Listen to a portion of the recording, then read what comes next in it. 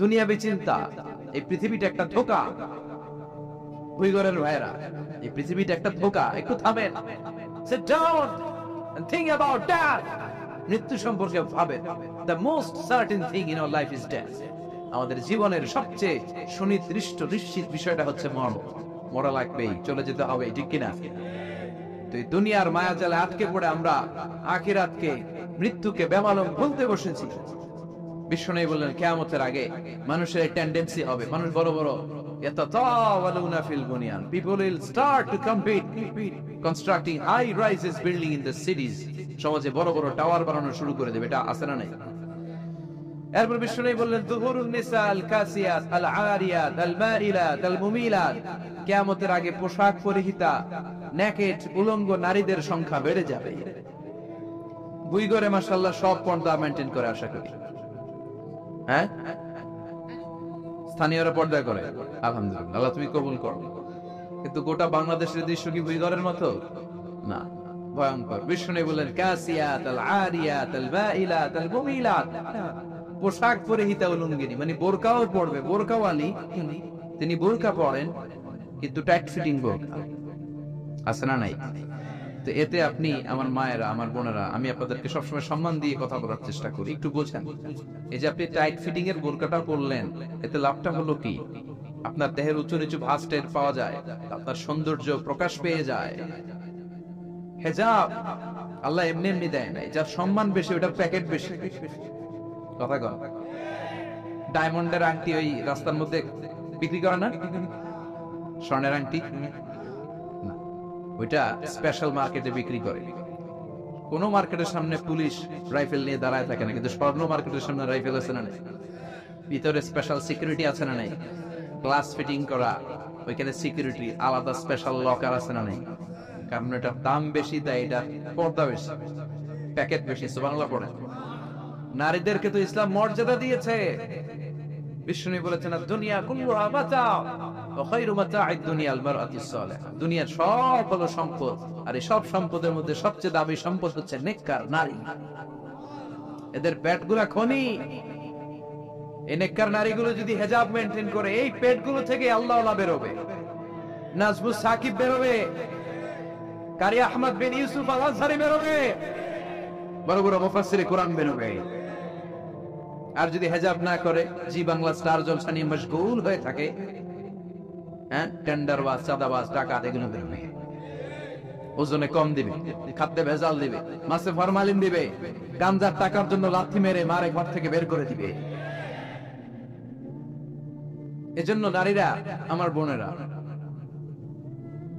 আপনারা অনেক সম্মানিতা, নিজেদের সম্মান সম্পর্কে সচেতন হন। এই হিজাব আপনার অধিকার। এই হিজাব নারীর অহংকার, হিজাব নারীর আভিজাত্যের প্রতীক, হিজাব নারীর রুচির প্রতীক। আপনার রুচিটা কেমন আপনার পোশাক থেকে বোঝা যায়। কথা কন, যে মেয়েটা হিপ হপ স্টাইলে চলাফেরা করে, গ্যাংনং স্টাইলে, এই মেয়েটারে ইপটিজিং করার সুযোগ আছে না নেই? কিন্তু যে হিজাব মেইনটেইন করে যেই নারীরা চলে, এদেরকে দেখলেই একটা সম্মান চলে আসে। কি ভুল বললাম? একটা সম্মান আসে না? আপনাদের সম্মানটা আপনারা রাখবেন। বিষ্ণু বললেন যুহুরুন নিসাল কাসিয়াতাল আরিয়াতাল মাইলাতাল মুমিনাত, কিয়ামতের আগে পোশাক পরিহিতা উলঙ্গিনী নারী বের হবে। লা ইয়াজিদনা রিহাহা লা ইয়াদখুলনাল জান্নাতা ওয়া লা ইয়াজিদনা রিহাহা, এই নারীগুলো জান্নাতে তো প্রবেশ করবেই না, জান্নাতের ঘ্রাণও নাকে লাগবে না। ওয়া ইন্না রিহাহা তুজাদু মিন মাসিরাতি 500 সানা, আর জান্নাতের ঘ্রাণ 500 বছর দূরের রাস্তা থেকেও টের পাওয়া যায়। খেয়াল করে বুঝছেন, এখান থেকে জান্নাতে পৌঁছতে আরো 500 বছরের রাস্তা। কয় বছরের? এত দূরে থাকতেই জান্নাতের সুবাতাস এসে আপনার নাকে ধাক্কা লাগে। সুবহানাল্লাহ পড়বেন না? এই নারীগুলো জান্নাতে যাবে না, জান্নাতের ঘ্রাণও পাবে না। এজন্য বাবা যারা এসেছেন, সচেতন হন। আপনার মেয়ে চাইলেই যে কোনো ড্রেস আপনি তাকে কিনে দিতে পারেন। মায়েরা যারা আমার কথা শুনছেন, আপনার মেয়ে আবদার করবে, সে তো ছোট, সে কি বুঝে?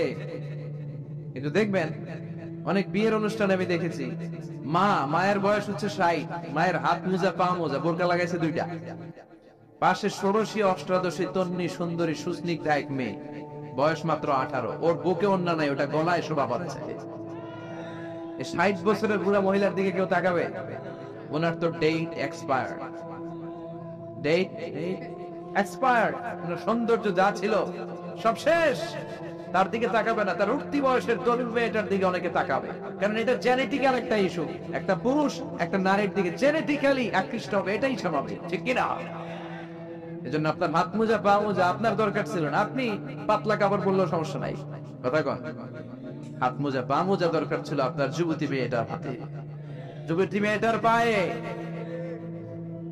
এজন্য আপনারা আপনাদের সম্মানকে বুঝবেন। যারা নারী স্বাধীনতার কথা বলে, নারী আন্দোলনের কথা বলে, এরা নারীদেরকে ঠকায়, এরা নারীদেরকে বিজ্ঞাপনের বিল বোর্ডে নগ্ন করে উপস্থাপন করে। রাস্তা দিয়ে হাঁটি, চোখ খুলতে পারি না। আমার মায়েরা, এরা আমার দেশের মেয়ে, এরা এই 56,000 বর্গ মাইলের মেয়ে।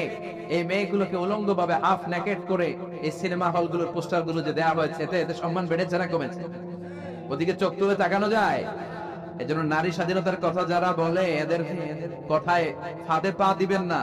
এরা আপনাদের সম্মান বাড়াতে চায় না, এরা আপনাদেরকে বিল বোর্ডে উঠাতে চায়, আপনাদেরকে উলঙ্গ করে রূপালী পর্দায় উঠাতে চায়, টিভির পর্দায় আপনাদেরকে নেকেট করে উপস্থাপন করতে চায়। এদের ঘরেই নারীরা বেশি নির্যাতিত হয়, এদের কাজের মেয়েরাই বেশি নির্যাতিতা, আর সুযোগ পেলে এরা ধর্ষণে সেঞ্চুরি করতে দেরি করে না। এজন্য নারীদেরকে সম্মান দিয়েছে ইসলাম। আমার বোনেরা, আমাদের সম্মান যেন আমরা রাখতে পারি। আল্লাহ তুমি বোঝার তৌফিক দান করো। এরপরে বিশ্বনবী বললেন, ইতাআতু যাওজা ওয়া উকুকুল উম।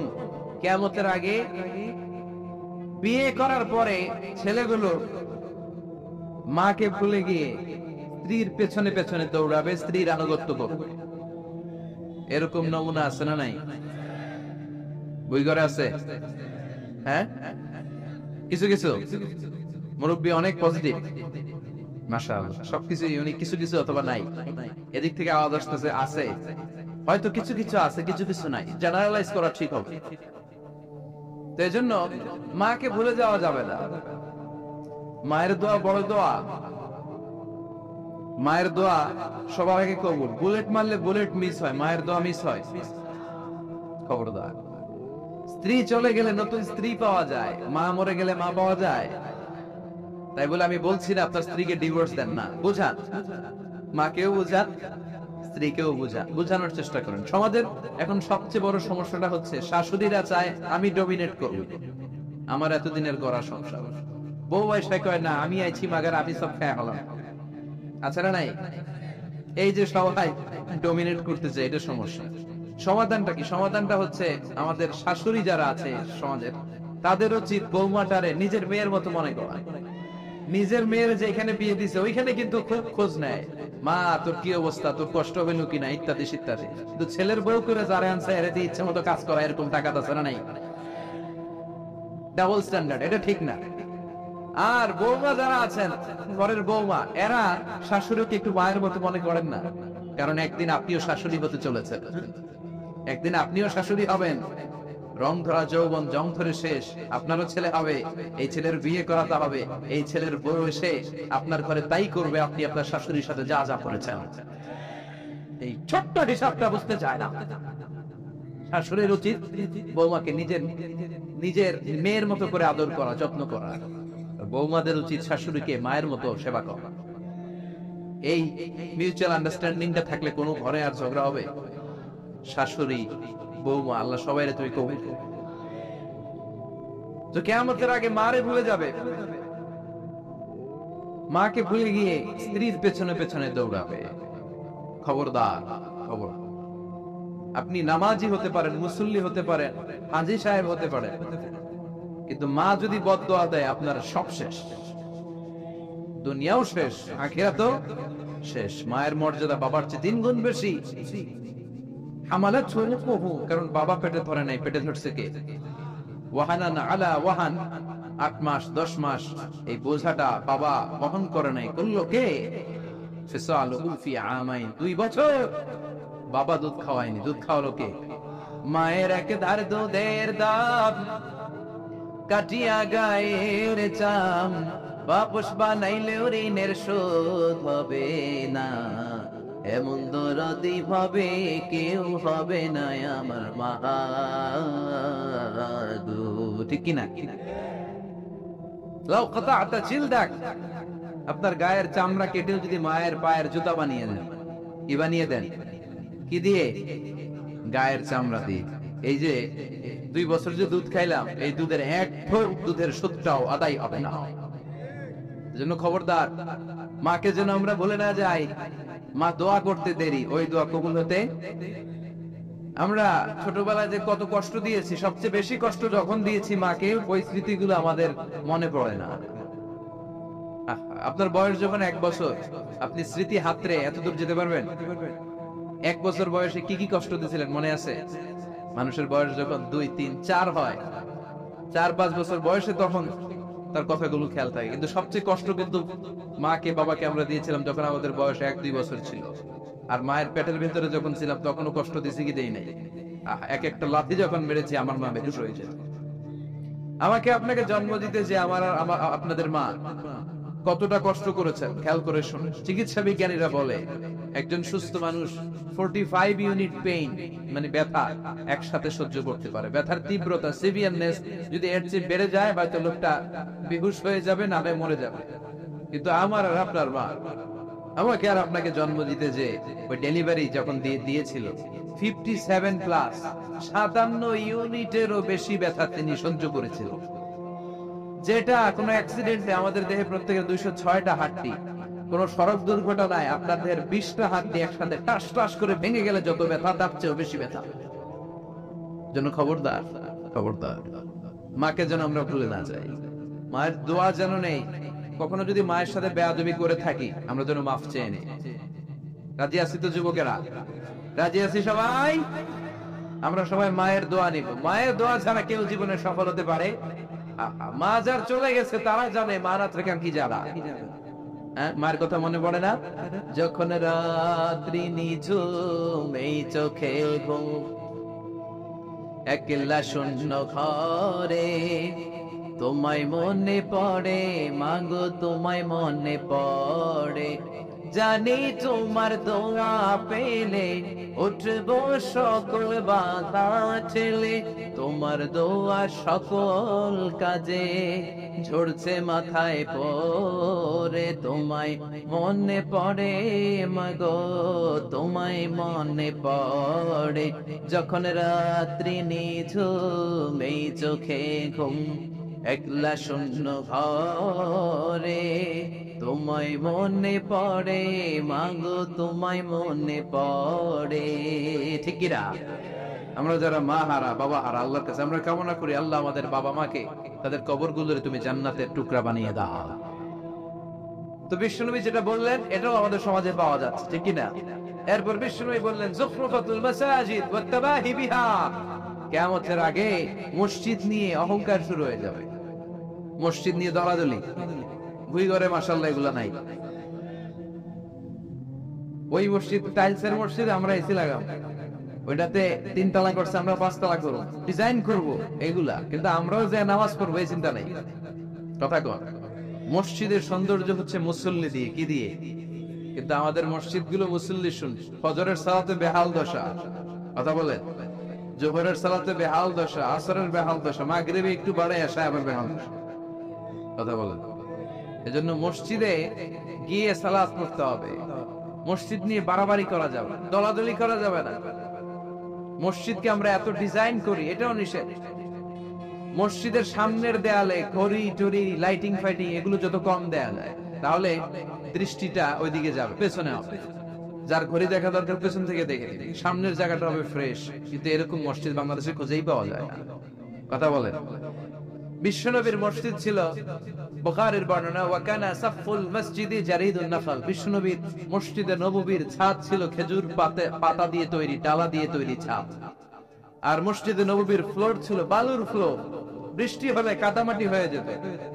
বিশ্বনবীর সাহাবীরা বর্ণনা করেন, রাআইতু রাসূলুল্লাহি সাল্লাল্লাহু আলাইহি ওয়াসাল্লাম ইয়াসজুদু ফিল মাই ওয়াত তিন, কাদামাটির উপরে বিশ্বনবী সিজদা দিচ্ছেন, নামাজ পড়ছেন। সালাম ফিরিয়ে বিশ্বনবী যখন সাহাবীদের দিকে মুখ ফিরিয়ে বসে তাসবিহ পড়তেন, সাহাবারা বর্ণনা করেন, রাআইতু আসারা তিনি ফি জাবহাতিহি, বিশ্বনবীর কপাল মোবারকে আমরা কাদা আর মাটি দেখতে পেয়েছি। আমাদের মসজিদে খালি টাইলস, তোরা ঢাকায় টাইলস, আমরা উজবেকিস্তান থেকে টাইলস নিয়ে আসি। আছে না নাই? এজন্য মসজিদ দিয়ে যেন আমরা দলাদলি না করি, মসজিদটা ওই জন্য হেদায়েতের মার্কাজ বানায়। রাজি আছেন তো? বাচ্চাদেরকে মসজিদে যেতে দিবেন, আমি সব জায়গায় বলি। অনেক মুরব্বীরা আছে বাচ্চাদেরকে মসজিদে ঢুকতে দিতে চায় না, আছে না নাই? বাচ্চা ঢুকাইলে রেগে যায়। রেগে যান কেন? ওর বয়সে তো আপনি মসজিদের দিকে আসার খান নাই, মসজিদের দিকে উল্টায় পরে আসার খান নাই। ও আসতে যাচ্ছে, আসতে দেন। বাচ্চারা মসজিদে আওয়াজ করবে, এতে কোনো সমস্যা নাই। বাচ্চারাই তো আওয়াজ করবে, আপনি করবেন? বাচ্চারা লাফালাফি করলে ভালো লাগে? 80 বছরের বুড়া মানুষ লাফ দিলে ভালো লাগবে? কথা কন, বিশ্রী দেখা যায়। বাচ্চারা এরকম লাফালাফি করবে। তুরস্কের বিভিন্ন মসজিদের দেয়ালে, ফেস্টুনে, ব্যানারে লেখা থাকে, নামাজ চলা অবস্থায়, জামাত চলা অবস্থায় যদি পিছনে বাচ্চাদের আওয়াজ চিল্লাফাল্লা শুনতে পাওয়া না যায়, তাহলে ভবিষ্যৎ প্রজন্ম নিয়ে তোমাদের চিন্তায় থাকা উচিত। পিছনে বাচ্চাদের আওয়াজ নাই, তার মানে আমার নাতিপুতি, আমার ছেলেমেয়েরা তো নামাজি হচ্ছে না। আর তারাবি নামাজ পড়তেছে, পিছনে চিল্লায় ফাটায় ফেলাইতেছে, তার মানে ইনশাআল্লাহ ভবিষ্যতে নাতিপুতিরা সবগুলা মুসল্লি হবে। কথা বলেন, বুঝায় দিবেন বাবারা দুষ্টামি করিস না, কিছুক্ষণ থামবে আবার শুরু করবে। এটাই বাচ্চাদের সৌন্দর্য, এটা বাচ্চারা করলেই মানায়। বাচ্চাদেরকে যেন আমরা মসজিদে নিয়ে যাই। রাজি আছেন তো? আল্লাহ বুঝার তৌফিক দান করো। বিশ্বনবী বললেন, ইয়াতাকারাবুজ জামান তাতাকারাবুল আসওয়াক। কিয়ামতের আগে ইয়াতাকারাবুজ জামান, সময়ের বরকত কমে যাবে। 1 বছর মনে হবে 1 মাস, 1 মাস মনে হবে 1 সপ্তাহ, 1 সপ্তাহকে মনে হবে 1 দিন। এই যে 4 বছর ধরে এখানে তাফসীর হয়, তাই না? কথা কন। গত বছর আসছিলেন কারা কারা? হাত তোলেন। আসছে তো কম না, ভালোই আসছিল, হাত নামান। যে গত বছর ওয়াজ শুনে গেলেন, এই বছর আবার আসলেন, আপনাদের কি মনে হয় যে 1 বছর চলে গেছে? মনে হয় যে অল্প কয়েক মাসের ব্যবধানে এই বছরটা ঘুরে যেন আবার চলে আসলো, এরকম মনে হয় না? বরকত উঠে নিচ্ছে কে? কথা বলেন। এরপর খাবারের স্বাদ উঠে নিচ্ছে কে? আগে খাবারের যে স্বাদ ছিল এখন ওইটা আছে? আগে ইলিশ মাছ রান্না করলে যে ঘ্রাণ হতো, এখন এই ঘ্রাণ পাওয়া যায়? আগে শোল মাছের ঝোল রান্না করলে যে স্বাদ হতো, আগে চিংড়ি মাছ রান্না করলে যে স্বাদ লাগতো, এখন এই স্বাদ পাওয়া যায়? সব তুলে নিল কে? দেখেন, বিশ্বনবী যা যা বললেন তার প্রমাণ সমাজে আছে না নাই? শুনতেছেন? কষ্ট হচ্ছে? আর দু একটা আলামত শুনবেন, শেষ করে দেই। শুনবেন আর কয়েক মিনিট? বিশ্বনবী বললেন, তাসলিমুল খাসা। কিয়ামতের আগে লোকজন শুধু পরিচিতদেরকে সালাম দিবে, অপরিচিতদেরকে সালাম দিতে চাইবে না। এরকম আছে না নাই? এই মুরব্বী চাচার চিনি চাচা আসসালাম চিনি আসসালাম, ওদিকে চিনি আসসালাম আলাইকুম। কিন্তু অন্য একটা এলাকায় গেছি, ওখানে কাউরে চিনি না, সালাম দেয়। বাসে উঠছেন, কাউরে চিনেন না, সালাম দেন না, এরকম আছে না নাই? তো সালাম কি যাদেরকে চিনেন এদের জন্য? কথা কন। আলা মান আরাফতা ওয়া মান লাম তা'রিফ, যাকে চিনো সালাম দাও, যাকে চিনো না তাকেও দাও। আল বাদিউ বিস সালাম, বিশ্বনবী বলেন আগে আগে দাও। আল বাদিউ বিস সালাম বারিউম মিনাল কিবর, আগে আগে যে সালাম দেয় তার হৃদয় থেকে অহংকার মুক্ত করে দেয় কে? অহংকার মুক্ত হওয়ার দরকার আছে না নাই? যার হৃদয়ে জাররা পরিমাণ অহংকার থাকবে সে জান্নাতে প্রবেশ করতে পারবে? কথা বলেন। এজন্য আমরা আগে আগে সালাম দেব। দুই ঘরের ভাইয়েরা, ছোটরা বড়দেরকে দিব, বড়রা ছোটদেরকে দিব, হাজবেন্ড ওয়াইফকে দিব, ওয়াইফ হাজবেন্ডকে দিব। রাজি আছেন তো? আজকে যারা স্বামী যারা আসছেন, বাড়িতে যেই ভাবির আগে সালাম দিবেন। রাজি আছেন? কথা কয় না, আওয়াজ ছোট হয়ে গেছে। পাওয়া যাবে? আপনি আগে সালাম দিবেন, এটা দেখে আপনার স্ত্রী লজ্জা পেয়ে আপনার আগে দিবে। এগুলো দেখে বাচ্চারা সালাম শিখে ফেলবে। সুবহানাল্লাহ কইবেন না? আমরা কি চাই না আমাদের ফ্যামিলি গুলো এরকম সুন্দর হোক? আমরা কি চাই না আমাদের ফ্যামিলি গুলো জান্নাতি হোক? এরপরে বিশ্বনবী বললেন, খুতাবুকুম তাবিলা সালাওয়াতুকুম কাসীরা। কিয়ামতের আগে খুতবাগুলো লম্বা হবে আর সালাতগুলো খাটো হয়ে যাবে। এই যে বক্তব্য লম্বা, নামাজ হয়ে যায় খাটো, আছে না নাই? হুজুর ওয়াজ করেন, ওয়াজ টেস্ট লাগে, নামাজ টেস্ট লাগে না, আছে না নাই? এসব নামাজও পড়ে না, ফজর নামাজও পড়ে না, রাত 2টা পর্যন্ত ওয়াজ শুনে, আছে না নাই? এরকম করা যাবে না। নামাজ কামাই করা যাবে না। সবার আগে হবে নামাজের হিসাব। নামাজের হিসাব ঠিক তো আপনার পুরো আমলনামা ঠিক। নামাজের ভেজাল তো সব জায়গায় ভেজাল। প্রথম হিসাব নেওয়া হবে এই সালাতের, খবরদার। এরপরে বিশ্বনবী বললেন, লা ইউকসিমুল মিরাস আলা ওয়াজহিন সাঈ। বিশ্বনবীর হাদিস থেকে এরকম বর্ণনা পাওয়া যায়, এর মাফহুম হচ্ছে লা ইয়াকসামুল মিরাস আলা ওয়াজহিন সহিহ, সহিহ পদ্ধতিতে মিরাজ বণ্টিত হবে না। লিযাকারি মিসলু হাদ্দিল উনসাইন, সব বাবাদেরকে আল্লাহ বললেন উত্তরাধিকারের বন্টন নীতি তুমি মেনে ছেলে মেয়েদের মধ্যে বন্টন করে দিবা। ছেলের দিবা যদ্দুর, মেয়ের দিবা অর্ধেক। কার আইন? কথা বলেন, আইনটা কার? ছেলেরা যদি 2 লাখ দেন, মেয়েরে চিল্লায় বলেন, ছেলে 2 লাখ পেলে মেয়ে কয় লাখ? ছেলে 4টা বাড়ি পেলে মেয়ে কয়টা বাড়ি? অনেক বাবা আছে মেয়েরা কয় মা তোর বাইরে সব দিয়ে দিলাম, তোর লেগে দোয়া করে দিলাম। হাত তুলছেন না? মেয়ের লেগে কি করে দেয়? আর বাইরে সব দিয়ে দেয়। এগুলো ডাকাত। এগুলো কি ওই ঘরে মাশাআল্লাহ এরকম ডাকাত টাকাত নাই। দোয়া তো আপনি সবাইরই করুন। ছেলে যেটা প্রাপ্য দিয়ে দেন, মেয়ে যেটা প্রাপ্য দিয়ে দেন, তারপরে হাত তুলে দোয়াও করে দেন। কথা বলেন। অনেক মা আছে ছেলেরে বেশি খাওয়ায়, মেয়েরে কম খাওয়ায়, আছে না নাই? ছেলের পাতে মুরগির রান, মাইয়ার পাতে মুরগির ঠ্যাং, আছে না নাই? দেখবেন ওই মা বাবার হয়তো অনেক সময় শেষ কালটা ছেলের বাড়িতে কাটে না, কাটে মেয়ের বাড়িতে, আছে না নাই?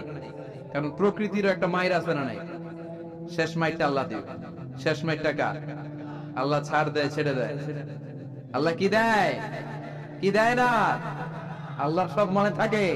আল্লাহ শেষ খানাটা খেলে দিবে। চিল্লায় বলে ঠিক না? বাবা মা যারা আছেন সাবধান, উল্টাপাল্টা করেন না। এগুলো নিয়ে কত বিচার যে আমাদের কাছে আসে, কত মাসালা যে আসে। কেন করেন এগুলো? সমানভাবে আপনি ইনসাফ করেন, কিয়ামতের দিন আপনার বিচার করার সময় আল্লাহ আপনার উপর ইনসাফ করবে। আপনি ঠকাবেন, আল্লাহ আপনার 14 গোষ্ঠী উদ্ধার করে ছাড়বে। তিনি বলে যান না, তিনি ছাড় দেন, ছেড়ে দেন না। এজন্য মিরাসের যে বন্টন পদ্ধতি, আমরা যেন ইসলামের দেয়া পদ্ধতি অনুসরণ করি। আল্লাহ তৌফিক দাও। কিয়ামতের আগে ভূমিকম্প বেড়ে যাবে, আছে না নাই? কিয়ামতের আগে আত্মহত্যা বেড়ে যাবে, আছে না নাই? কিয়ামতের আগে ঢোল বাদ্য নাচানাচি বেড়ে যাবে, আছে না নাই? বাংলা মায়ের একতারা সুর কতই ভালোবাসি, দোতারা সুর কতই ভালোবাসি, বাজারে ঢোল বাজারে বাসি। বিশ্বনবী বললেন বুইস্তু আন উকাসসিরাল মাযামির, আমি ঢোল বাদ্য তবলা হারমোনিয়াম এগুলোরে ভেঙে মাটির সাথে গুড়িয়ে দেওয়ার জন্য এসেছি। আর ওই নবীর উম্মতকে বাজারে ঢোল বাজারে বাসি, আছে না নাই? ঢোল বাদ্য বাজানো যাবে? এই হাই বিটের মিউজিক আপনি শুনলে আপনার অন্তরে নেফাকি তৈরি হবে। নামাজে মজা পায় না, হুজুর নামাজে মজা পায় না। তুমি আজীবন শোনো কুচ কুচ কোথায়, তো তুমি নামাজে মজা পাইবা কেমনে? আজীবন শুনে কি কুচ কুচ কোথায়? এখন নামাজে মজা পায় না, জিকির করে মজা পায় না, তেলাওয়াতে মজা পায় না। মজা নাই, মনোযোগ নাই। হৃদয়টাকে তুমি শয়তানের আখড়া বানিয়েছো। তুমি সালাতে প্রশান্তি পাবে কি করে? এজন্য এই মিউজিক্যাল ইনস্ট্রুমেন্ট থেকে দূরে থাকতে হবে। এগুলো অন্তরে নেফাকি তৈরি করে। আপনি দফ বাজাতে পারবেন? দফ চিনেন? ঢোলের 2 দিক আটকানো, দফের এক দিক আটকানো, এক দিক খোলা। এটা বাজিয়ে আপনি নাশিদ পরিবেশন করতে পারবেন, সমস্যা নাই। বিশ্বনবী বিয়ের ক্ষেত্রে বলেছেন আলিনু আন-নিকাহ বিদ-দুফুফ, এই দফ বাজিয়ে দফের ব্যান্ড পার্টি করে বিয়ের ঘোষণা দিয়ে দাও।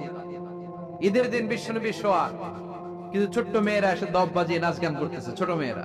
সাইয়েদনা আবু বকর দেখে রেগে গেলেন। আবিসবারু শাইতানি ফি বাইতি রাসূলিল্লাহ, আল্লাহর নবীর ঘরে শয়তানের বাদ্য। বিশ্বনবী বললেন দাহু ইয়া আবু বকর, আবু বকর রাখো, ইন্না লিকুল্লি কওমিন ঈদ, সব জাতিরই তো একটা ঈদের অনুষ্ঠান আছে। হাদা ঈদুনা, আজকের দিনটা আমাদের ঈদের দিন। বাচ্চাদেরকে একটু আনন্দ উৎসব করতে দাও। এই দফ বাজালে কোনো ক্ষতি নাই। বিশ্বনবী মক্কা থেকে যখন মদিনায় হিজরতে গেলেন, কোন পথ দিয়ে আমার নবী আসবে জানার জন্য মদিনার ছেলেমেয়েরা পাগল হয়ে গেল। ওই পথে দফ নিয়ে দাঁড়িয়ে রইল। বিশ্বনবী সাইয়েদনা আবু বকরকে নিয়ে আগমন করলেন। ওরা তালা আল বাদরু আলাইনা বলে বিশ্বনবীর ওয়েলকাম জানালো। সুবহানাল্লাহ পড়েন। তালা আল বাদরু আলাইনা من ثنيات الوداع وجب الشكر علينا ما دعا لله داع أيها المبعوث فينا جئت من أمر المطاع جئت شرفت المدينة مرحبا يا خير داء طلع البدر علينا من ثنيات الوداع وجب الشكر علينا ما دعا لله داع পড়েন আল্লাহু আকবার। আমরা যেন এই সুস্থ সংস্কৃতির প্রচার প্রসার করতে পারি। ইসলাম বিনোদনের নিষেধ করে নাই, কিন্তু বিনোদন শুড বি হালাল বিনোদন, ঠিক কিনা? আপনি অসুস্থ সংস্কৃতির চর্চা করলে ওইটা আল্লাহ অ্যাকসেপ্ট করবে না। সংস্কৃতিটা হতে হবে সুস্থ সংস্কৃতি। আল্লাহ তুমি তৌফিক দাও। বিষ্ণু যা যা বললেন, উইগরের ভাইয়েরা তার প্রতিটি আমাদের আশেপাশে চোখের সামনে পেছনে আছে না নাই? এটা ফিতনার যুগ। কিসের যুগ? এই যুগে আমাদের খেয়ানত হবে, এই যুগে নারীরা বেপরদা হয়ে চলাফেরা করবে, এই যুগে নিজের ইমান বাঁচানো কঠিন হয়ে যাবে। এই কঠিন বিপদের সময় আমাদেরকে বাঁচাতে পারে দুইটা জিনিস। কয়টা জিনিস? চিল্লায় বলেন কয়টা? দুইটা জিনিস শুধু আমাদেরকে বাঁচাতে পারে। এক হচ্ছে আল্লাহর কোরআন, দুই হচ্ছে বিশ্বনবীর সুন্নাহ, ঠিক কিনা? এই দুইটা জিনিসকে মারির দাঁত দিয়ে আঁকড়ে ধরে রাখতে হবে, তাহলে সে পথভ্রষ্ট হওয়ার কোনো সুযোগ। This Quran and Sunnah hour way to জান্নাহ, ঠিক কিনা? আওয়াজ করে আমার সাথে পড়েন, কোরআন and Sunnah hour way to জান্নাহ। আওয়াজ বাড়ায় দেন, পড়েন, কোরআন and Sunnah hour way to জান্নাহ। এই কোরআন সুন্নাহ আপনাকে জান্নাতের ওয়েতে উঠায় দিবে, রাস্তায় উঠায় দিবে। এই কোরআন সুন্নাহর সাথে যেন আমরা সম্পর্ক বাড়াই, তাফসীর মাহফিলগুলোতে যেন বেশি বেশি যাই, এলাকায় যেন ইসলামী হালাকা তৈরি করি, প্রশ্নোত্তর পর্ব তৈরি করি, এতে করে নিজেরা যেন সমৃদ্ধ হই, কোরআন সুন্নাহর সাথে যেন সম্পর্ক বাড়াতে পারি। আল্লাহ তুমি তৌফিক দাও। আরো জোরে বলে আমিন। যারা এই লম্বা সময় আমার বক্তব্য শুনলেন সবাইকে আমি আন্তরিকভাবে শুকরিয়া জানাই। যারা এই প্রোগ্রামের অ্যারেঞ্জ করেছেন তাদেরকে আমি শুকরিয়া জানাই। এই যে শুরু হয়েছে, ওঠা বসা, বসেন, এগুলো আপনারা শিখছেন কোথায়? 2 ঘন্টা আলোচনা শুনে এরপরে ওঠা বসা শুরু করে দেয়। এই কথাগুলো আমরা বলি, এত পরিবর্তনের কথা বলি, শৃঙ্খলায় যদি শিখতে না পারলাম তাহলে কি ইসলাম শিখলাম? ইসলাম তো শৃঙ্খলার অপর নাম, ঠিক কিনা? শৃঙ্খলা নাই, ওখানে ইসলামের কিছুই পালন হয় নাই, ঠিক কিনা? বসেন, আমরা একসাথে বিদায় নিই। যতগুলো কথা বলেছি কোরআন সুন্নাহর আলোকে বলেছি, বানিয়ে বলি নাই। তারপরে আমার মনের অজান্তে কোনো মিস ইনফরমেশন যদি আমার মুখ ফুসকে বেরিয়ে যায়, সেগুলো যেন আল্লাহ তাআলা আমাদের স্মৃতিপট থেকে মুছে দেয়। আমরা পড়ি আমিন। সত্য, সুন্দর, কল্যাণকর, হকের পক্ষে যা বলেছি তার সবটুকুন যেন আল্লাহ তাআলা প্রথমে আমাকে আমলের তৌফিক দান করে এবং আপনাদের সবাইকে আমলের তৌফিক দান করে। আমরা পড়ি আমিন। আমাদের এই সময় ব্যয় করাটা, গভীর রাত পর্যন্ত বসে রইলাম, এটাকে যেন আল্লাহ আমাদের নাজাতের ওসিলা বানায়। আল্লাহ যেন আমাদের হৃদয়টারে নরম করে, আল্লাহ যেন আমাদের গুনাহগুলো মাফ করে, আমরা যেন ইসলামের পথে আরো এক ধাপ এগিয়ে যেতে পারি। আল্লাহ তৌফিক দান করো। আমাদের ঘরগুলোরে আল্লাহ তুমি জান্নাতের বাগান বানাও। শাশুড়ি বউয়ের মধ্যে যে দ্বন্দ্ব, এগুলো দূর করো। আমাদের ছেলে মেয়েগুলোরে মানুষের মতো মানুষ বানাও, আমরা যেন আব্বা আম্মার খেদমত করতে পারি, দোয়া নিতে পারি। তৌফিক দাও আল্লাহ। যুবকদেরকে তুমি সাইয়েদনা ওমর ফারুকের মতো, সাইয়েদনা হামজার মতো কবুল করো। হুইগর কাজীপাড়া যুব সমাজ ও এলাকাবাসীকে আমি আবারও আন্তরিক ধন্যবাদ এবং শুকরিয়া জানিয়ে আমার বয়ান শেষ করছি। সুবহানাকাল্লাহুম্মা বিহামদিকা আশহাদু আল্লা ইলাহা ইল্লা আনতা আস্তাগফিরুকা ওয়া আতুবু ইলাইক। আল্লাহুম্মা আমিন। ইয়া রাব্বি লাকাল হামদু কামা ইয়ানবাগি লিজালালি ওয়াজহিকা ওয়া আযীমি এরা হতে হেলে দুলে নুরানি তনকে আসে হায়, সারা দুনিয়ার হেরে মেরে পর্দা খুলে খুলে যায়।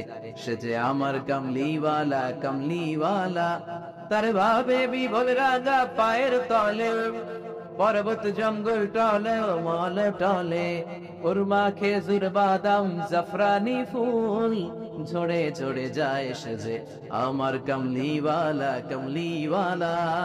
সুবহানাল্লাহ পড়েন। এই কামলিওয়ালা নবীর আগমনটাই কিয়ামতের প্রথম আলামত। তাহলে প্রথম আলামত আমরা পাইছি কি পাই নাই?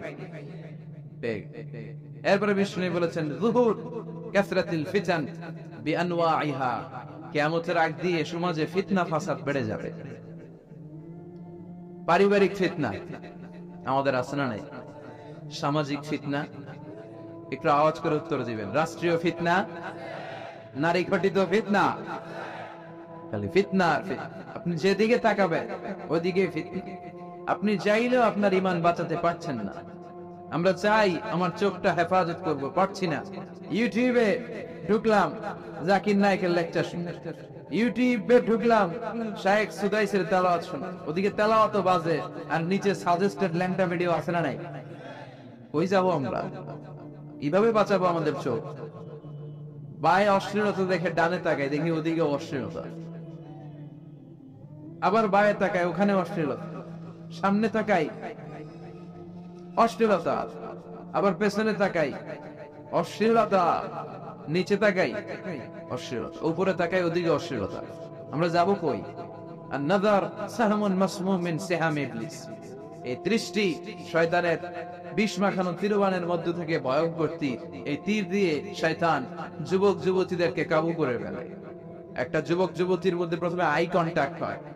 কি হয়? প্রথমে আই কন্টাক্ট, চোখে চোখে একটা ভাব বিনিময়, হ্যাঁ, এরপরে এসএমএস এর আদান প্রদান হয়, কথা বলেন, এরপরে ডেটিং হয়, ডেটিং কি হয়, এরপর হয় গার্লফ্রেন্ড বয়ফ্রেন্ড, আছে না নাই? এগুলো বই ঘরে নাই, বই ঘরের ছেলেপেলেরা আল্লাহ আল্লাহ, হ্যাঁ, কি ভয়ঙ্কর অবস্থা। আমরা ছোটবেলায় এই সমস্ত গার্লফ্রেন্ড বয়ফ্রেন্ড কি বুঝতামই না। এখন ক্লাস 5 থেকে শুরু, ক্লাসে যারা যারা আছে ভাগাভাগি হয়ে যায়, কোনটা কার,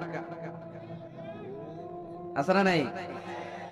কয় এইটা আমার, মানে আমার ফ্রেন্ড, এটা আমার এই কি ফ্রেন্ড, গার্লফ্রেন্ড, এটা আমার গার্লফ্রেন্ড, তো এটা তোর গার্লফ্রেন্ড, আছে না নাই? আবার এটারে সংক্ষেপ করছে, কয় জিএফ। কি কয়?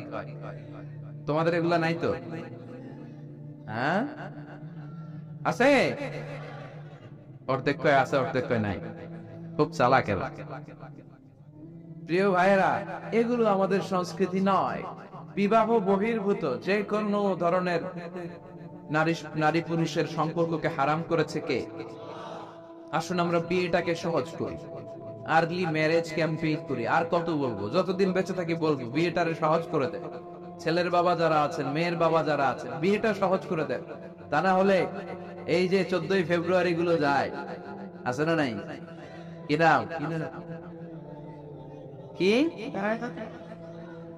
বিশ্ব বেহায়া, আহা, এগুলো আগে ছিল না। এগুলো সব কিয়ামতের আলামত। চিল্লা এখন ঠিক না? এই দিবসগুলোতে আপনার উঠতি বয়সের তরুণী মেয়ে, আপনার ছেলে যে পাপগুলো করে বিয়ে না করার কারণে, এই পাপগুলোর একটা পার্সেন্টেজ গুনাহ আপনার আমলনামায় আছে না নাই? এজন্য খবরদার, বাবা মা যারা আছেন, ছেলে মেয়েদেরকে সময় মতো বিয়ে করিয়ে দেয়। আমাদের দেশে বিয়ে অনেক সময় অনেক দেরি হয়ে যায়, বিশেষ করে ছেলেদের দেরি হয়ে যায়। বলে তুই নিজের পায়ে দাঁড়া। তো এতদিন ও কার পায়ে দাঁড়াইছে?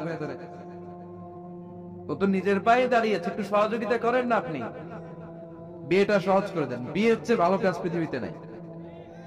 হ্যাঁ, ইয়াং পোলাপানরা অনেক খুশি হয়ে গেছে। হ্যাঁ, বিয়ে করবে তোমরা, বিয়ে বহির্ভূত জিএফ বিএফ এর দরকার আমাদের নাই। চিল্লায় বলে ঠিক না? এগুলোর বিরুদ্ধে আমাদের জিহাদ। ইসলামের ইমেজকে, আমাদের মোরালিটি, আমাদের এথিক্যাল স্ট্যান্ডিং পয়েন্ট যেখানেই নষ্ট হবে, ওগুলোর বিরুদ্ধে আমাদেরকে সোচ্চার হতে হবে। এই নৈতিকতার অবক্ষয় হতে হতে এমন পর্যায়ে ঠেকেছে বাংলাদেশটা এখন জাহান্নামের টুকরা হয়ে গিয়েছে। এখন মেডিকেলের ডাস্টবিনে ছোট্ট ছোট্ট নবজাতক বাচ্চার লাশ পাওয়া যায়। এগুলো সব 14ই ফেব্রুয়ারি পালনের ফসল। এগুলোর সাথে মুসলমানদের কোনো সম্পর্ক থাকতে পারে না। এগুলো ইসলামের সাথে কোনো সম্পর্ক নাই। এগুলো হচ্ছে পাশ্চাত্য থেকে আমদানি করা, পার্শ্ববর্তী দেশ ভারত থেকে আমদানি করা। আমাদেরকে যে ইসলামের সুশীতল বাণী বিশ্বনবী শিখিয়েছেন, আমাদের জানিয়েছেন, এটাই আমাদের জন্য যথেষ্ট। এজন্য এই যুগটা হচ্ছে, বিশ্বনবী বললেন, ফিতনার যুগ। আখিরি জামানায় জ্বলন্ত আগুনের কয়লা নিয়ে হাতে রাখাটা সহজ হয়ে যাবে, কিন্তু ঈমান নিয়ে টিকে থাকা কঠিন হয়ে যাবে। আপনি চাইলেও ভালো থাকতে পারবেন না, আপনি হকের কথা চাইলেও বলতে পারবেন না। ঝুঁকি আছে না নাই? গুম আছে না নাই? ক্রস ফায়ার আছে না নাই? কে কোন দিক দিয়ে গুম টেরি পাওয়া যাবে, কিন্তু এই হকের রাস্তা আমরা ছাড়বো না। বিশ্বনবী বললেন, ফিতনা বেড়ে যাবে। আপনি হক হালাল মেনটেন করতে চান, কিন্তু পারবেন না। আপনি ঘুষ খাবেন না, কি হবে? টেবিলের নিচ দিয়া ঘুষ, উপর দিয়া ঘুষ, সব জায়গায় ঘুষ। আপনার পাশে যে চাকরি করে সে খায় ঘুষ, ও খায় ঘুষ, নিচের কর্মচারী খায় ঘুষ, উপরের বসও খায় ঘুষ। কথা বলেন, আপনি চাইলেও পারছেন না। এজন্য বিশ্বনবী সবসময় দোয়া করতেন, আল্লাহ ফিতনা থেকে আমাদেরকে বাঁচাও।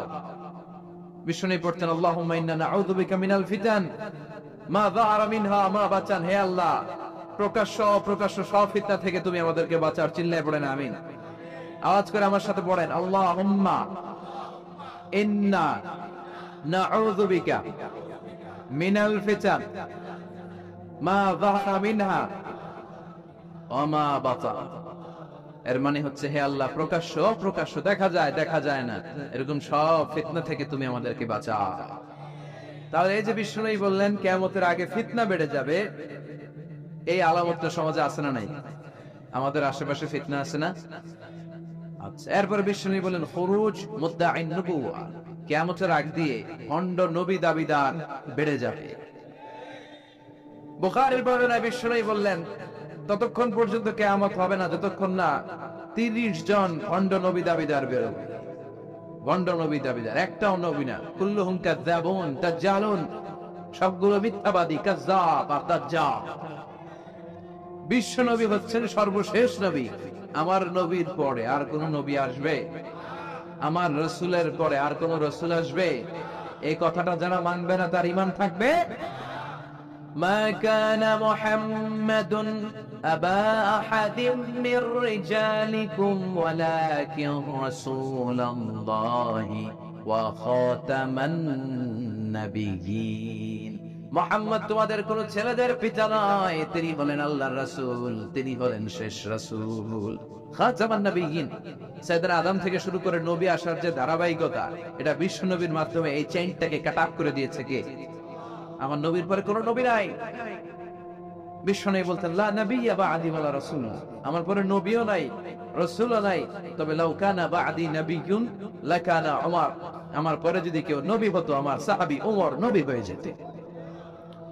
প্রভু তুমি বলেছো রাসূল দেবে না, বলনি দেবে না ওমর, বলনি দেবে না হামজাতারি, খালিদ বিজয়ী সমর। প্রভু তুমি বলেছো রাসূল দেবে না, বলনি দেবে না ওমর, বলনি দেবে না হামজাতারি, খালিদ বিজয়ী সমর। প্রভু তুমি বলেছো রাসূল দেবে না। সুবহানাল্লাহ পড়েন। ওমর ফারুক নবী হয়ে যেত, এমন কোয়ালিটি ছিল। আসাদুহুম ফি আমরিল্লাহি উমর, আল্লাহর আইন বাস্তবায়নের ক্ষেত্রে গোটা বিশ্বের মধ্যে সবচেয়ে শক্ত ছিলেন সাইয়েদনা উমর। আর এই উম্মতের মধ্যে সবচেয়ে নরম দিলের ছিলেন সাইয়েদনা আবু বকর। আরহামু উম্মতি বি উম্মতি আবু বকর। তিনি যখন নামাজে দাঁড়াতেন, সালাতে দাঁড়াতেন, উনি যখন তেলাওয়াত শুরু করতেন, ওনার কান্নার আওয়াজে তেলাওয়াতের আওয়াজ বুঝতে যেত। আর আমাদের নামাজে কান্না আসে? হ্যাঁ, নামাজে দাঁড়াইলেই সারাদিন যেটা মনে পড়ে না, ওটা নামাজে দাঁড়াইলেই মনে পড়ে। আসলে নাই, নামাজেও দাঁড়ায়, আবার বিপিএল এ কি হইলো ওই টেনশন আছে না নাই? নামাজও পড়ে, আবার বাসা থেকে আউট। এখন তো আবার উনি কি এমপি না, মাননীয় এমপি মাশরাফি। এমপি বললে কেমন জানে লাগে? শুধু মাশরাফি বলতে ভালো লাগে, কথা কও। তো উনি কি আউট নাকি ছক্কা, এই টেনশন গুলো আছে না নাই? এই তো আমাদের নামাজ। এই নামাজগুলো মিজানের পাল্লায় উঠালে কোনো ওজন হবে? কথা বলেন। বিশ্বনবী যখন সালাত পড়তেন, বিশ্বনবীর পা গুলো ফুলে, হাত্তা তাতাওয়াররামু কাদামা, টিউমার যেমনি ফুলে থাকে, বিশ্বনবীর পা গুলো ফুলে যেত। তাহাজ্জুদ পড়তে পড়তে দাঁড়িয়ে থাকতে থাকতে হাত দুইটা প্যারালাইজড হয়ে যেত, আর নাড়াতে পারে না। এরপরে তিনি হাত ছেড়ে দিতেন প্রশান্তির জন্য। এরপরে হাত ছেড়ে দিয়ে কেরাত পড়তেন, আবার যখন ভালো লাগতো আবার পড়তেন। সুবহানাল্লাহ পড়া।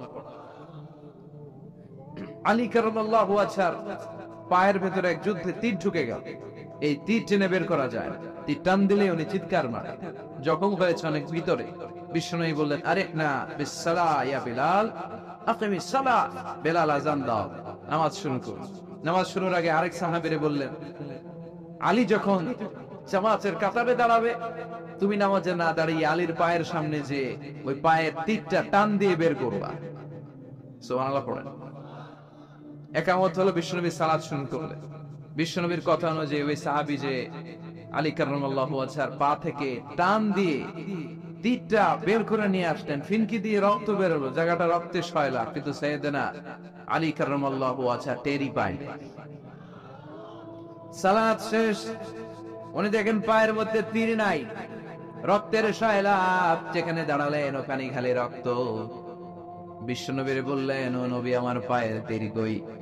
বিশ্বনবী বললেন, আলী রে, আমি জানি তুমি যখন যায় নামাজের জন্য দাঁড়িয়ে যাও, দিন দুনিয়ার হুঁশ তোমার থাকে না, তোমার হৃদয়টা এখানে থাকে না, দেহটা এখানে থাকে, হৃদয়টা চলে যায় আল্লাহর আরশের উপরে। উনাদেরও নামাজ, আমাদেরও নামাজ। সাহাবারা যখন মরুভূমিতে নামাজ পড়তেন, মরুভূমির পাখিগুলো এসে সাহাবাদের মাথার উপরে বসে যেত। পাখিগুলো মনে করতো এগুলো মরুভূমির খেজুর গাছটা সব। কি হবে? কারণ নড়ে চড়ে না তো, আমাদের মতো এরকম দাড়ি চুলকায় না, এরকম জামা ঠিক করে না, দাঁড়াইছে তো দাঁড়াইছে। সুবহানাল্লাহ পড়েন। ইবাদতে এরকম আন্তরিকতা, একাগ্রতার দরকার আছে না নাই? বিশ্বনবীর পরে কোন নবী হবে না, কিন্তু বিশ্বনবী বললেন কিয়ামতের আগে এরকম অনেক ভণ্ড নবী দাবিদার বের হবে। বিশ্বনবীর সময়কালেই এক ভণ্ড নবী দাবিদার বের হয়েছিল, ওর নাম হচ্ছে মুসাইলামাতুল কাযযাব। এসে বলে, মুহাম্মদ আন-নবুওয়া নিসফুন লাকা ওয়া নিসফুন লি, তুমি একা নবী নও, নবুয়ত অর্ধেক তোমার অর্ধেক আমার, আমারটা আমারে বুঝায় দাও। বিষ্ণু বললেন, তোরে বুঝায় দেবো, আনতা লাস্তা মুসাইলামা ফাকাত, আনতা মুসাইলামাতুল কাযযাব, আজ থেকে তুই শুধু মুসাইলামা না, তুই ভণ্ড মুসাইলামা, তুই মিথ্যাবাদী মুসাইলামা। বিশ্বনবীর পরে এরকম আলজেরিয়াতে অনেক ভণ্ড নবী দাবিদার বের হয়েছে। এই যে ভারতবর্ষের ইন্ডিয়া পাকিস্তান, এখানে পাঞ্জাব একটা এলাকা আছে, নাম শুনছেন?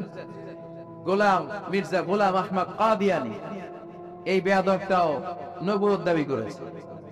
নাউজুবিল্লাহ পড়তে পারলেন না? সে প্রথমে দাবি করছে আমি শেষ নবী, এরপরে সে দাবি করছে আমি ইমাম মাহাদি, এরপর সে দাবি করছে আমি ঈসা আল মাসীহ। এই ভণ্ডটার অনুসারী বাংলার জমিনে আছে না নাই? এদেরকে রাষ্ট্রীয়ভাবে খুব কাফের হিসেবে আখ্যা দেওয়ার দরকার আছে না নাই? এত আন্দোলন হয়, এত কথা হয়, কিন্তু সরকারের টনক নড়ে না। এদেরকে রাষ্ট্রীয়ভাবে কাফের হিসেবে ঘোষণা দিতে হবে, সার্কুলার জারি করে চিল্লায় বলেন ঠিক কি না? এরা মুসলমান নয়। কারণ আপনি শুধু লা ইলাহা মানলে মুসলমান হতে পারবেন না, মুমিন হতে পারবেন না। বিশ্বনবীর উপর সাক্ষী দেওয়ার দরকার আছে না নেই? বিশ্বনবী শেষ নবী, উনার পরে কোনো নবীও আসবে না, কোনো রাসূলও আসবে না, চিল্লায় বলেন ঠিক কি না? এই বেয়াদবটা পায়খানা করতে যায়, টাঙ্কি ভাঙ্গা ওই টাঙ্কিতে পড়ে মরছে। শত শত বছরের ময়লা পায়খানাটার মধ্যে জমা, গরু খাইতে খাইতে পেটটা হয়েছে তো আর পারে না, আল্লাহকে খা, জন্মের খাওয়া। নবীরা যেখানে মারা যায়, নবীরা নিজে পবিত্র, যেখানে মরে ওই জায়গাটাও, কিন্তু বেয়াদবটা কই মরছে? হ্যাঁ, বাথরুমের টাঙ্কির ভিতর। তো মেথর নিয়ে আসা হয়েছে, মেথর ভাইরা এসে রশি দিয়ে ওটার উঠায়, কিছু দূর ওঠার পরে এত ওজন, রশি টসি ভাঙ্গে আবার দশ করে পড়ে, আবার উঠায়, আবার করে আল্লাহকে জন্মের মতো গু খাইয়া নেয়। বিষ্ণুর সাথে বেয়াদবি করেছিস, তোর ইজ্জতের 12টা আমি বাজায় দিলাম, চিল্লা এখন ঠিক কিনা? যারাই বিষ্ণুবীর সম্মান নিয়ে ছিনিমিনি খেলেছে, তাদের রেহাই দুনিয়াতেও নাই, আখিরাতেও না। এই মুসাইলামা দুনিয়াতেই অপমানিত হয়েছিল। সে বিশ্বনবীকে নকল করত, কপি করত, বেয়াদবি করত, স্পর্ধা দেখাতো। বিশ্বনবী কোন গাছের মধ্যে হাত লাগালে ওই গাছের ফলন বেড়ে যেত। সে বলতো আমি নবী, তার এলাকার লোকেরা বলে তাহলে বিশ্বনবী মুহাম্মদের মতো তুমি আমাদের এলাকার গাছে হাত লাগাও। সে কোন গাছে হাত লাগালে ওই গাছের সব ফল মরে যেত। বিশ্বনবী কোন লোনা পানির কুয়ার ভেতরে অজু করে কুলির পানি ফেললে ওই লোনা পানির কুয়া মিঠা পানির কুয়াতে পরিণত হতো। আর এই বদমাসটা যদি মিঠা পানির কোন কুয়ার মধ্যে কুলি ফেলাইতো, ওইটা লোনা পানির কুয়া হয়ে যেত। বিশ্বনবী মদিনাতে আসার পরে মদিনার নিউ বর্ন বেবিদেরকে বিশ্বনবীর কাছে নিয়ে আসা হতো। বিশ্বনবী তাদেরকে তাহনিক করাতেন। তাহনিক মানে খেজুর হালকা একটু খেয়ে বিশ্বনবী লাড়া লাগিয়ে, বিশ্বনবী লাড়া মোবারকটা বাচ্চার ঠোঁটের মধ্যে বিশ্বনবী লাগিয়ে দিতেন। এখন বিশ্বনবী নাই, আলেমদের কাছে যাবেন, তিব হুজুরের কাছে যাবেন, হাফেজ সাহেব হুজুরের কাছে যাবেন, হুজুর মধু খেয়ে বাচ্চার মুখে লাগাই দিবে। উনি যে সবসময় কোরআন পড়েন, ওনার সিনাতে যে কোরআন, ওইটার বরকত আছে না নাই?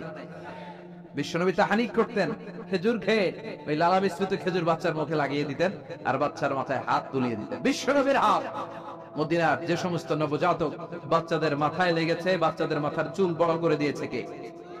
সেও বিশ্বনবীর মতো অ্যাক্টিং করত। তার কাছে নবজাতক বাচ্চা নিলে সেও তাহানিক করতো। তাহানিক করার সাথে সাথে বাচ্চা বমি শুরু করে দিত। আর মাথায় হাত লাগায় দিলে মাথার চুল বাড়াতো বড় কথা, আজীবনে বাচ্চাগুলো টাক মাথা থাকতো। কি করতো?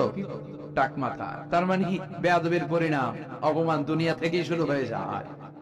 তো বিশ্বনবী বললেন এই ভণ্ডদের আবির্ভাব শুরু হবে। আমাদের এই সমাজে ভণ্ড আছে না নেই?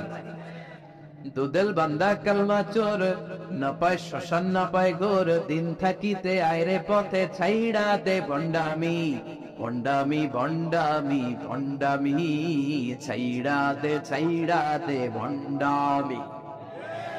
নামাজ কালাম পড়ে না, ইবলিস শয়তানের নানা। আসলে এরকম ইসলামের লেবাস লাগায়, দাড়ি রাখে, চুল বড় রাখে, জট পাকায় রাখে, রোজা নাই, নামাজ নাই, পরিচ্ছন্নতা নাই, আতর নাই, গোসল নাই। আছে না নাই? এরকম ভণ্ড পীর আছে না নাই?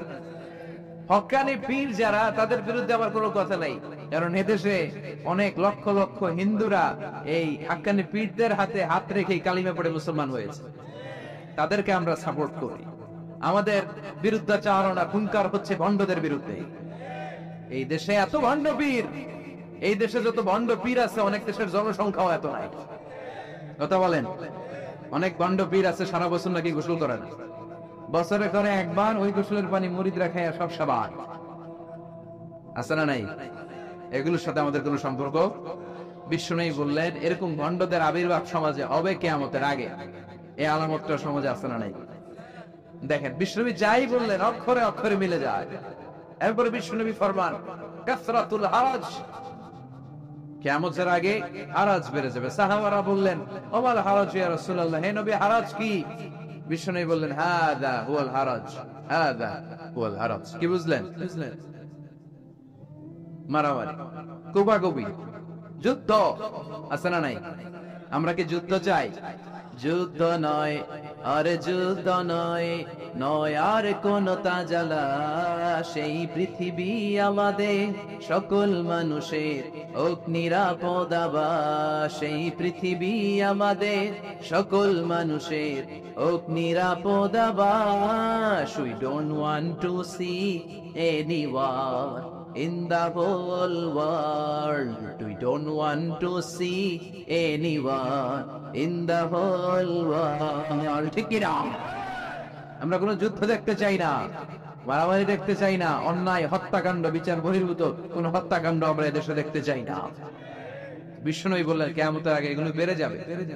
বিশ্বনবী বললেন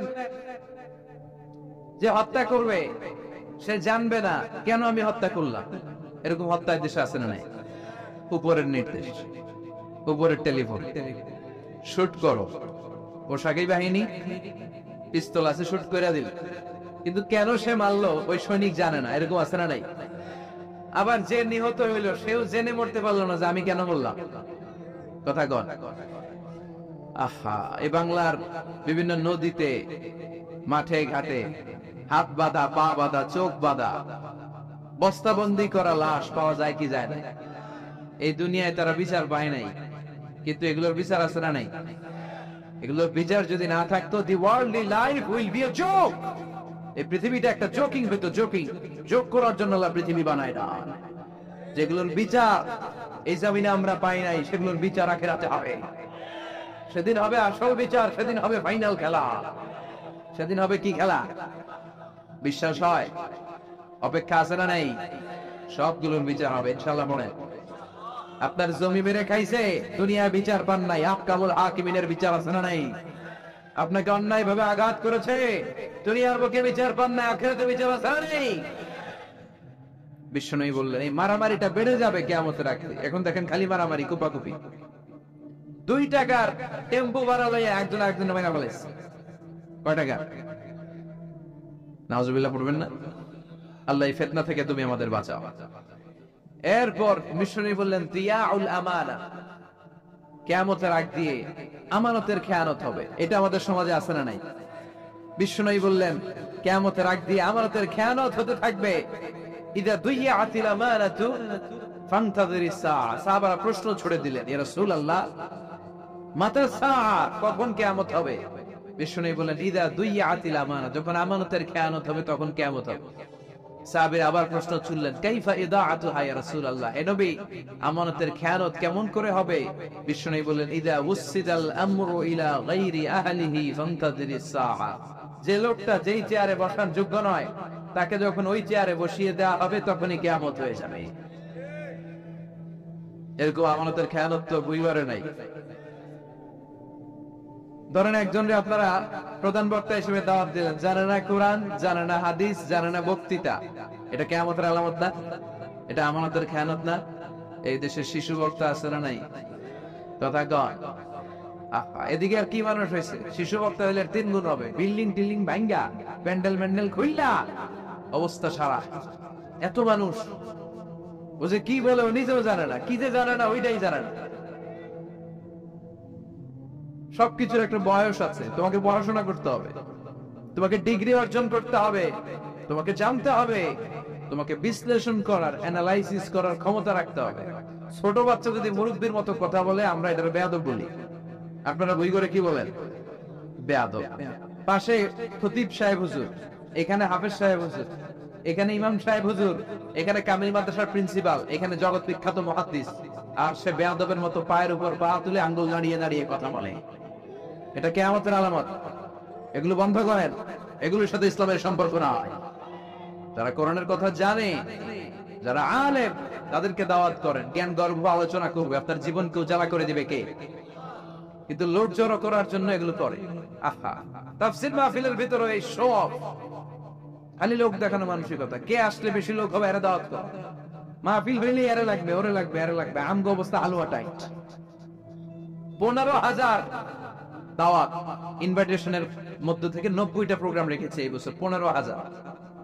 এটা কিয়ামতের আলামত না? সুবহানাল্লাহ কয়। আর এটা কিয়ামতের আলামত কেন? আমারে লাগবে কেন? আপনার এলাকায় মুহাদ্দিস নাই? আপনার এলাকায় মুফাসসির নাই? মিজানুর রহমান আজহারীকে লাগবে কেন?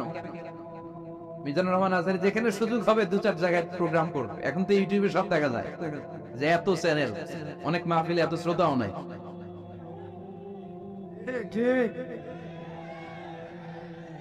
তথাগণ এখন কোথাও যেতে পারি না। আজকে এয়ারপোর্ট থেকে আসার পথে, এয়ারপোর্ট থেকে বের হইতে লাগতেছে আধা ঘন্টা। লোকজনের দাবি হচ্ছে হুজুর সেলফি তুল, সেলফি তুলবো, তাও বিভিন্ন অঙ্গভঙ্গি করে, এরকম মুখ বাঁকা করে, এরকম হাত বাঁকা করে। আমি বললাম কি স্টাইল? এটা গ্যাংনম স্টাইল। আছে না নাই? তো এগুলো লৌকিকতা যেন না হয়। এটা তো দিনের দাওয়াতের একটা সেক্টর, একটা প্ল্যাটফর্ম। এখানে উইগরের যিনি সবচেয়ে বড় খতিব সাহেব হুজুর, উনি আসলেই চলবে। বড় আলেম উনি আসলেই চলবে। পাবনা জেলার বড় আলেম পাবনায় কথা বলবে, আর অন্যান্য জেলার যদি সুযোগ হয়। কিন্তু এমন ভাবে এটারে আমরা একটা আক্রমণাত্মক জায়গায় নিয়েছি। একটা ডেটের জন্য মানুষ সিআইপি ভিআইপি দিয়ে ট্রাই করে, এটা ঠিক না। এই টেন্ডেন্সি থেকে আমরা যেন বেরিয়ে আসি। আমরা আমাদের দরকার ইখলাস। কি দরকার? ইখলাসের বড় অভাব। আবার মাহফিলে গেলে আমাদেরকে অনেক ক্রাইটেরিয়া দেয়, বলে হুজুর আপনার কিন্তু আজকে কাঁপাইতে হবে। আমি আসছি কোরআন থেকে কথা বলতে, এখানে কাঁপাকাঁপি হলে তো ভূমিকম্প হয়ে যাবে। কথা বলেন। আবার বলে হুজুর আপনার কিন্তু আজকে জমাই দিয়ে যাইতে হবে। কি করতে হবে? জমাইতে হবে। তো এগুলোর সাথে ইখলাসের কোনো সম্পর্ক আছে? আবার বলে হুজুর কেউ যেন না ওঠে, আপনার কিন্তু ধরে রাখতে হবে। মানে আমনে করে সবাইরে ধরে রাখতে হবে, পাও ধরে থাকেন। এগুলোর সাথে হেদায়েতের কোনো সম্পর্ক? এজন্যই তো সমাজে হেদায়েত নাই। মাহফিলের পরে মাহফিল হয়, ফজরের নামাজ তো ঠিক মতো হয় না। হেদায়েত শূন্য, হেদায়েত নাই, ইখলাস নাই। কি উদ্দেশ্যে শুনতেছি এটা যেন খেয়াল করে আমল করতে পারে, এই টেন্ডেন্সিটা নাই। আসুন আমরা একটু থামি। স্টপ, থামেন, অনেক হয়েছে। আর না, ইসলাম কি বলে, কি শিখাতে চায়, কি বোঝাতে চায়, ওইটা বোঝার চেষ্টা করেন, ওইভাবে মানার চেষ্টা করেন। কে কি বললো দেখার দরকার না, এত লোক জড়ো হওয়ার দরকার নাই। আজকে যদি চ্যানেল একটাও না থাকতো, 10 জন বসে যদি আমার কথা শুনতো, কোনো সমস্যা আছে? কথা বলেন। এজন্য হেদায়েতটা সবচেয়ে বেশি জরুরি, ইখলাসটা জরুরি। আল্লাহর প্রতি ভয়, আস্থা, ভালোবাসা, এটা বেশি জরুরি। আল্লাহ তুমি ইখলাস দিয়ে আমাদের হৃদয়টাকে পূর্ণ করো। তাহলে এই যে লোক যে চেয়ারে বসার যোগ্য না, ওই লোক যদি ওই চেয়ারে বসে, কিয়ামতের আলামত আছে না নাই? চেয়ারম্যান হওয়ার যোগ্যতা যদি না থাকে, যদি চেয়ারম্যান হয়ে যায়, হ্যাঁ, সাইয়্যিদুল কওমি খাদিমুহু, নেতা হবে তারা যারা মানুষকে খেদমত করবেন। খেদমত করার জন্য 1.5 কোটি টাকা খরচ করে চেয়ারম্যান ইলেকশন করে, 5 কোটি টাকা। এগুলো কেন? এই ট্রেডিশন দেশে আসলো কেন? উনি টাকা খরচ করবে কেন? ওনার চা খাওয়ানো আর সিগারেট খাওয়ানো লাগবে কেন? উনি তো আমাদের খাদেম হওয়ার জন্য আসছে। উনি জনপ্রতিনিধি হয়ে দাঁড়াবে, যাকে আপনারা পছন্দ করবেন ভোট দিবেন না। হাজার হাজার কোটি টাকা, শোডাউন, সব আছে না নাই? কিয়ামতের আলামত। মসজিদের সভাপতির সাথে মসজিদের কোনো সম্পর্ক নাই, আছে না নাই? সব সভাপতিকে আমি এক পাল্লায় মেপে দিচ্ছি, বেশিরভাগের এই অবস্থা। ভালো দু একজন আছে, আমি জেনারেলাইজ করছি না। সভাপতি তো হবেন যিনি, যার সাথে মসজিদের দরদ বেশি, মায়া বেশি, মসজিদে যায় বেশি, ঠিক না? এখন বছরের না একবারে খুঁজে পাওয়া যায় না উনি সভাপতি, উনি সেক্রেটারি, উনি ক্যাশিয়ার, আছে না নাই? তার মানে উনি এখানে বসার যোগ্য ছিল না, ওনারে বসানো হয়েছে। যেই লোক যেই চেয়ারে বসার যোগ্য না, তারা যখন ওই চেয়ারে বসিয়ে দেওয়া হবে, পিছনে বললেন তখনই কিয়ামত হয়ে যাবে। কিয়ামতের আলামত আমানতের খেয়ানত, এটা অনেক বড় বিষয়। আমার সম্পদ আছে, এই সম্পদটা আল্লাহর দেয়া আমার কাছে আমানত। আমার শক্তি আছে, এই শক্তি আমানত। যুবক যারা আছো, তোমাদের যৌবনটা আল্লাহর দেয়া তোমাদের কাছে সবচেয়ে বড় নেয়ামত এবং আমানত। তোমরা এখন চাইলে অনেক কিছু করতে পারো। তোমাদের একটা সদিচ্ছা তোমাদের এলাকাটারে জান্নাতি বানিয়ে দিতে পারে। তোমরা চাইলে সাগরের স্রোতকে পাল্টে দিতে পারো, বাতাসের গতিকে উল্টে দিতে পারো, তোমরা ইতিহাস রচনা করতে পারো। বিষ্ণুনবী যখন তোমাদের মতো যুবক ছিল, তিনি হালাফুন ফুদুল, যুব সঙ্গ করেছেন। গানের কনসার্ট করে নাই, যাত্রাপালা করে নাই, নাচানাচি করে নাই। উনি হাতে হাত রেখে বলেছেন, মক্কার বুকে কোনো টেন্ডারবাজি থাকবে না, মক্কার জমিনে কোনো চাঁদাবাজি থাকবে না, ধর্ষণ থাকবে না, মক্কার জমিনে কোনো দুর্নীতি চলবে না। যুবকদেরকে নিয়ে উনি এই কাজগুলো করেছেন। এখন একটার পর একটা আমানত আমরা খেয়ালত করে চলি। আমার সম্পদ আমার আমানত, আমার ছেলে মেয়ে আমার আমানত। আমার ছেলে কার সাথে মিশে, ও ডিশের কোন চ্যানেল দেখে, ও ইউটিউবে কোন সাইট ব্রাউজ করে, এটার ব্যাপারে কিয়ামতের দিন আমার জিজ্ঞেস করবে কে? কারণ এটা আমার। যিনি চেয়ারম্যান, পুরো ইউনিয়ন পরিষদ তার কাঁধে আমার। যিনি এমপি, ওনার এলাকায় কি ঘটে না ঘটে এটা খোঁজ খবর নেওয়া তার আমানত। মেম্বার অফ দ্য পার্লামেন্ট যিনি আছেন এই এলাকা, তার এলাকায় যদি ইয়াবার আড্ডা বসে, গাঞ্জার আসর বসে, এটার তার দায়ভার তিনি এড়াতে পারেন না। তার এলাকায় ধর্ষণ হলে এটার দায়ভার তিনি এড়াতে পারেন না। এটা তো আমানত। যিনি মন্ত্রী, পুরো মন্ত্রণালয় এটা তার কাঁধে আমানত। যিনি মাননীয় প্রধানমন্ত্রী, আমার 56,000 বর্গ মাইলের প্রতিটা ইঞ্চি মাটি তার হাতে আমানত। এটা অনেক বড় বিষয়। আর মুমিনের বৈশিষ্ট্য হচ্ছে ওয়াল্লাযীনা হুম লিআমানাতিহিম ওয়া আহদিহিম রাউন, যারা বিশ্বাসী তারা কথা দিয়ে কথা রাখে আর আমানতের খেয়ানত করে। এজন্য আমানত পূর্ণ করতে রাজি আছেন? যেখানেই আমানত নষ্ট হবে সেখানেই কিয়ামতের ভয় আছে না নাই? দেখেন বিশ্বনবী কত চমৎকার করে দার্শনিকের মতো বলে গেলেন, যাই বলে গেলেন তার পুরোটাই সমাজের সাথে মিলে যায়। আমরা যেন আমানতের খেয়ানতকারী না হই, আমরা যেন আমানতকে সংরক্ষণ করতে পারি। আল্লাহ তুমি তৌফিক দাও। এরপর বিশ্বনবী বললেন, আত-তাতাউন ফিল বুনিয়ান, কিয়ামতের আগে বড় বড় টাওয়ার বানানোর প্রতিযোগিতা শুরু হয়ে যাবে। আছে না নাই? আজকে নারায়ণগঞ্জে ঢুকে, এটা যে নারায়ণগঞ্জ, যেটা আমি চিনতেই পারতেছি না। এত সুন্দর হাইওয়ে, এত বিল্ডিং, বিশাল বিশাল টাওয়ার, আগে ছিল এগুলো?